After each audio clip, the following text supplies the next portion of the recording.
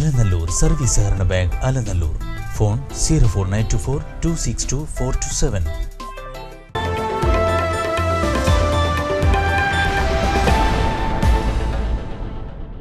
അലനല്ലൂർ കണ്ണംകുണ്ട് പാലം നിർമ്മാണത്തിന് ഇത്തവണയെങ്കിലും ഭരണാനുമതി നൽകണമെന്ന് എൻ ഷംസുദ്ദീൻ MLA നിയമസഭയിൽ ആവശ്യപ്പെട്ടു.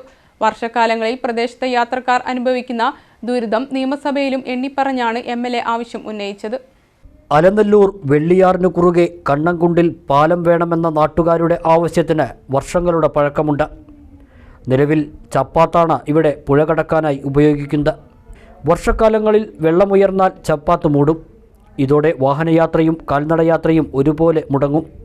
പിന്നീട് അലനല്ലൂരിൽ നിന്നും എടത്തനാട്ടുകരയിലേക്കും എടത്തനാട്ടുകരയിൽ നിന്നും തിരിച്ചും യാത്ര ചെയ്യണമെങ്കിൽ 10 കിലോമീറ്റർ അധികം ചുറ്റി ഉണ്ണിയാൽ തടിയമ്പറമ്പ് വഴിയോ വാക്കയിൽക്കടവ് വഴിയോ യാത്ര ചെയ്യണം.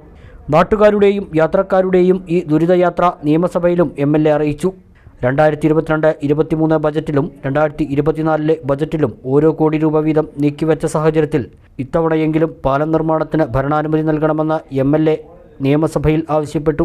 ഞങ്ങളെ മണ്ഡലത്തിൽ ഒരു കണ്ണംകുണ്ട് പാലമുണ്ട്. ഇതിനാണ് ഇത്തവണ നിങ്ങൾ ഈ 5 കോടിയിൽ ഒരു വർക്ക് ചോദിച്ചല്ലോ. ഞങ്ങളോട് 5 കോടിയും ചോദിച്ചു, അപ്പുറത്ത് 10 കോടിയും ചോദിച്ചു. ഒരു പന്തിയിൽ 2 വിളമ്പൽ ശരിയല്ല. അതെ, ഒരു പന്തിയിൽ 2 വിളമ്പൽ ശരിയല്ല. എല്ലാ ജനങ്ങളും നമ്മളെ ടാക്സ് അടക്കുന്നത് കേരളത്തിന്റെ ട്രഷറിയിൽ തന്നെയാണ്. അപ്പൊ അതുകൊണ്ട് ഈ പ്രതിപക്ഷ മണ്ഡലങ്ങളോടുള്ള ഈ വിവേചനം കഴിഞ്ഞ വർഷങ്ങളിലും അതുണ്ടായിട്ടുണ്ട്. ഞങ്ങളോട് 5 കോടി എന്ന് പറയാം, അപ്പുറത്ത് 10 കോടി കൊടുക്കുക. ഏതായാലും ഞാൻ പറയുന്നൊരു പോയിന്റ്, എനിക്ക് 5 കോടിയിൽ ഞാനൊരു പാലത്തിന്റെ പേരാണ് കണ്ണംകുണ്ട് പാലാണ് കൊടുത്തത്. ഇത് 2022-23 1 കോടി അതിന് നീക്കിയിരിപ്പുണ്ട്. ഈ പ്രാവശ്യവും ഉണ്ട്. ഇപ്പൊ 2 കോടിയായി. പക്ഷെ ഇതുവരെ അങ്ങയുടെ ഡിപ്പാർട്ട്മെന്റ് അതിന് ഏസ് കൊടുത്തിട്ടില്ല. കാരണം അതിന് മൊത്തത്തിൽ ആ പാലത്തിന് 11 കോടി വേണമെന്നുള്ളതാണ്.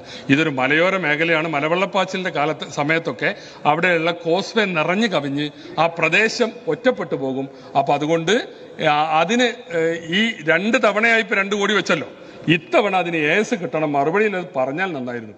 ഇത്തവണ പാലത്തിന്റെ പ്രാരംഭ പ്രവൃത്തികളെങ്കിലും നടക്കുമെന്ന പ്രതീക്ഷയിലാണ് പ്രദേശവാസികളും ഈ വഴിയിലെ സ്ഥിര യാത്രക്കാരും.